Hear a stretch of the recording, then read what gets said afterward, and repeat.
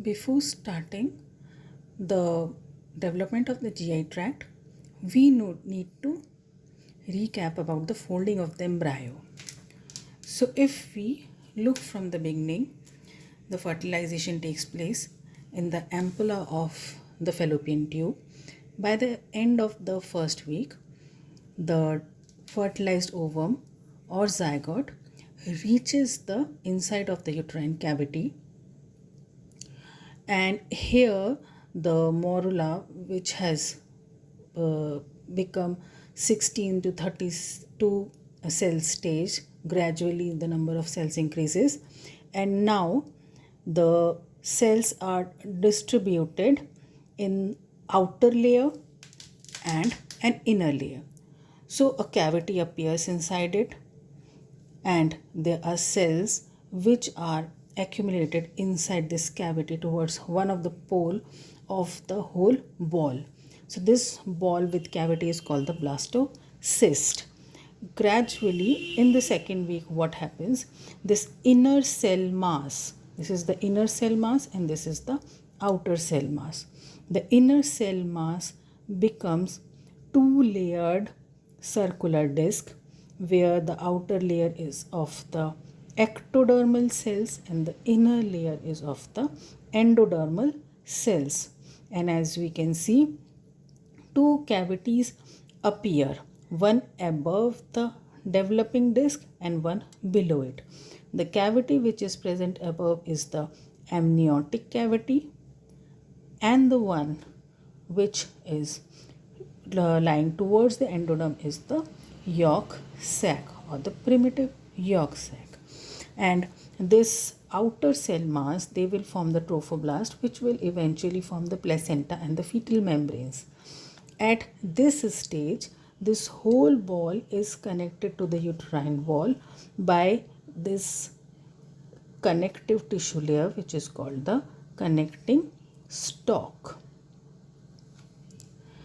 Now what happens in the third week, this bilaminar germ disc. So this is the bilaminar germ disc which we are seeing from the lateral side. We have cut open the ball and we are seeing from the lateral side, and here we are looking at this germ disc from above. So it is bilaminar and is circular, but then gradually it becomes elongated, takes a pear shape, and here what happens, this bilaminar germ disc converts into a trilaminar germ disc. That means a third layer now incorporates between the ectoderm above and the endoderm below. So from where does this third layer come? This third or the mesodermal layer comes from the pluripotent cells which are present in the primitive node and the primitive stalk. Now, do we have the mesoderm? So how do we have? Do we have this ectoderm, then endoderm, and in between the two, do we have this third layer called the mesoderm? No, it's not like that. What happens? There is no mesoderm in the midline. So you see here in between the ectoderm and the endoderm, only this inverted horseshoe shaped area has got the mesodermal cells or the mesoderm. So you see in the midline, only in the head, towards the head end, we have the mesoderm.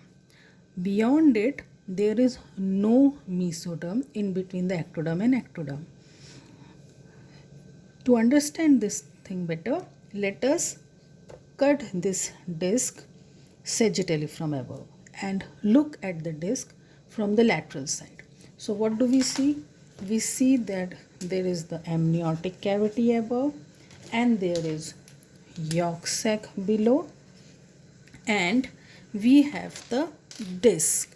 This violet is the ectoderm, the light blue is the endoderm, and the brown is the mesoderm. This is the connecting stalk by which it is attached to the uterine wall. So what do we see? We see that there is mesoderm in the most cranial part between the ectoderm and endoderm. But then the ectoderm and endoderm, they are closely adhered to each other and give rise to this circular membrane which is called buccopharyngeal membrane. After that, there is in the midline there is no mesoderm. What do we have instead? We have the developing brain vesicles and the spinal cord. This green one is the central nervous system and the black is the notochord below it, which is also coming from the primitive node and the primitive streak. Again, beyond the primitive streak, there is an area where the ectoderm and endoderm is completely adhered to each other without intervening mesoderm, and this circular area is called cloacal membrane. And within the connecting stalk, we see that a diverticulum, a pouch of yolk sac, enters, which is called allantoic diverticulum. So if we want to say what are the structures which are lying in the midline of the trigeminal germ disc, we say there is the mesoderm. So this one is the septum transversum. So the septum transversum comes from the mesoderm. Then this 2 is the cardiogenic area from which the heart and the serous pericardium develops. Third is this buccopharyngeal membrane area. Then in the midline, the fourth one is the developing brain and the notochord. Fifth is the primitive node and the primitive streak.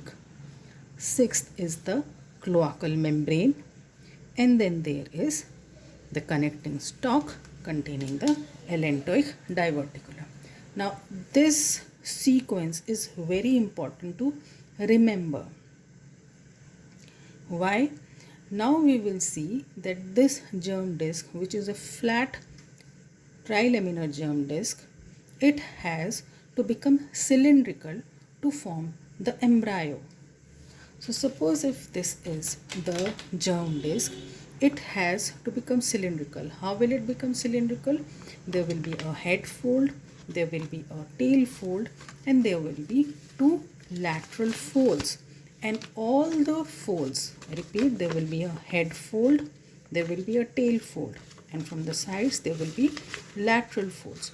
All these 4 folds, they meet in front of the endoderm. So you see, this will be ectoderm and these folds, they meet in front of the endoderm, that means in front of the developing embryo. And the area where these 4 folds meet is called the umbilicus, and the cylindrical thing formed is the developing embryo. So we have to see how the head and the tail folds form. First, the head and the tail fold, they are formed because this small area, in this small area, the central nervous system starts increasing in size. So this leads to formation of head fold and the tail fold. So if we see in this, what has happened? This whole thing has folded towards the yolk sac. So if we see now what is the alignment of the structures over here, the septum transversum, it now comes to lie over here. This is one, the septum transversum. The cardiogenic area now comes to lie in this area after the folding. Remember, the violet one is the ectoderm, the blue one is the endoderm, and this 3 is the buccopharyngeal membrane. So it is separating the oral cavity from the developing GI tract.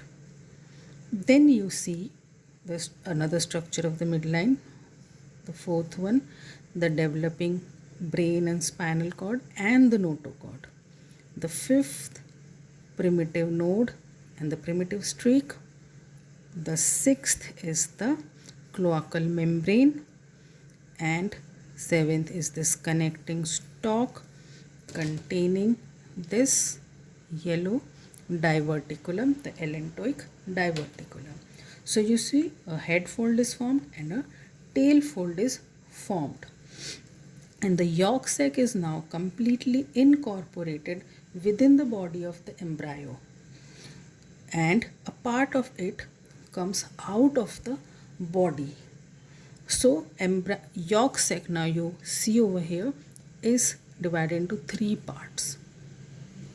This part, which is enclosed within the body, forms the primitive gut.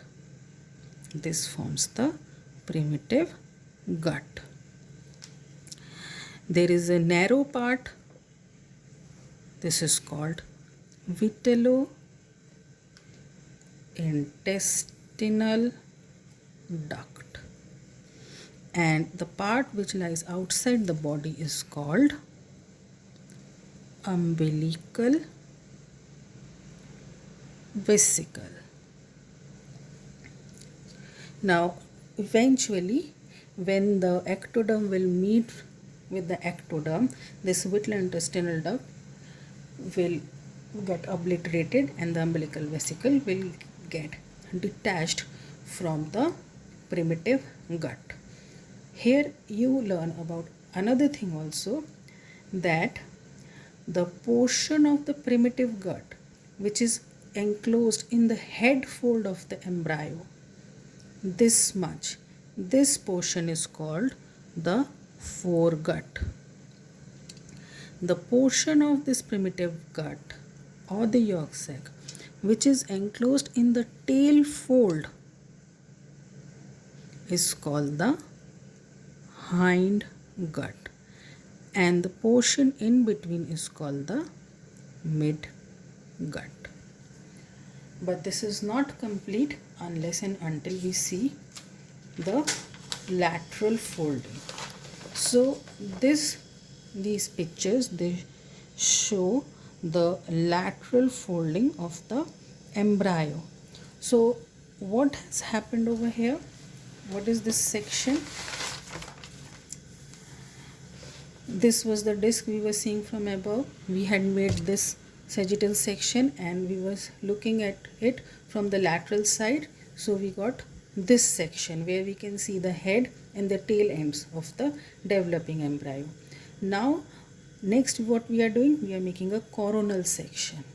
So when we make a coronal section, we are looking at the embryo from front. So what do we see?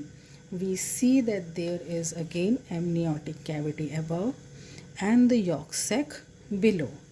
This violet line is the ectoderm and this blue line is the endoderm, and the intervening area is the mesoderm except in the midline. In this picture we can see the notochord, and above the notochord the developing brain over here. Now you have learned that the mesoderm by the side of the notochord and the developing brain divides into three areas: the paraxial mesoderm, which will give rise to your vertebrae and the intervertebral disc, the muscles, skin and all, and lateral to it are the intermediate cell mass from which the genitourinary system develops, and further lateral to it is the lateral plate mesoderm. So this is the lateral plate mesoderm. Now in the lateral plate mesoderm a cavity appears and it divides into two layers. One is going towards the ectoderm and one is going towards the endoderm. The upper one going towards the ectoderm and the amniotic cavity is called the somatopleuric layer of the lateral plate mesoderm, and the one which is going towards the endoderm and yolk sac is the splanchnopluric layer of the lateral plate mesoderm. Now what has happened? Because of the formation of somites, the lateral folding of the embryo is taking place in this picture. So what do you see? There is lateral folding, and gradually the size of the yolk sac is decreasing. It has decreased in this picture. So what are we getting? We are getting the primitive gut tube over here, the vitreointestinal duct, the narrow portion, and the umbilical vesicle, as we have seen in the head and the tail folds. And what about the ectoderm? This violet one is the ectoderm, and the blue one is the endoderm, which is now forming the lining epithelium of the developing gut only. And what has happened to the lateral plate mesoderm?